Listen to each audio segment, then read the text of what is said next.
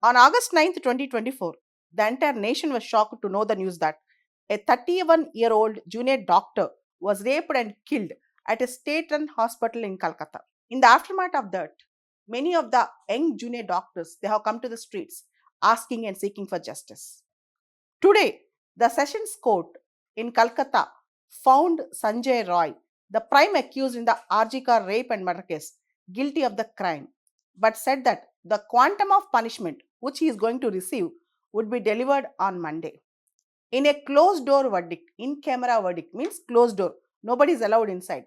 Justice Anirban Das said that the safety and security of the accused was also important before sending him back to the jail.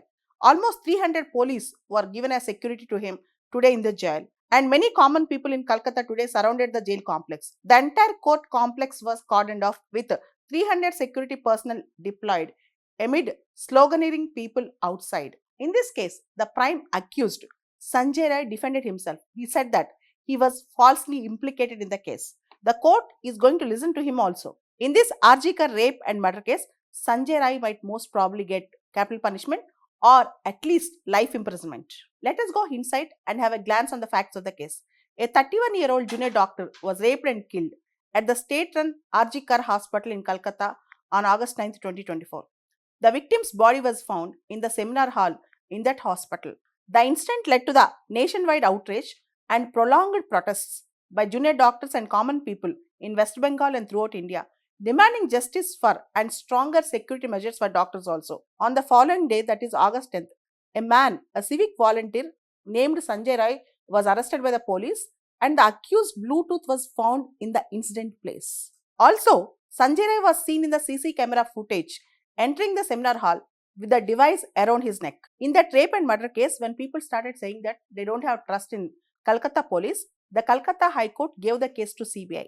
The CBI took over the case on the direction of Calcutta High Court.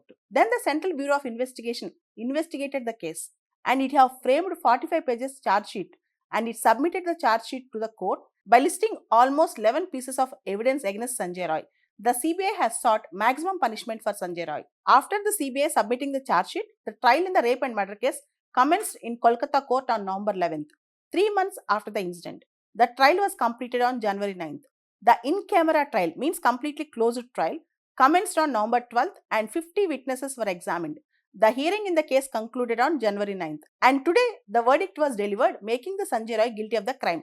The accused Sanjay Roy has been found guilty of rape and murder today under section 64, 66 and section 103 clause 1 of Bharatiya Nyaya Samhita. Section 64 of Bharatiya Nyaya Samhita deals with punishment for rape. Section 66 of BNS deals with punishment for causing of death or resulting in persistent vegetative state of victim.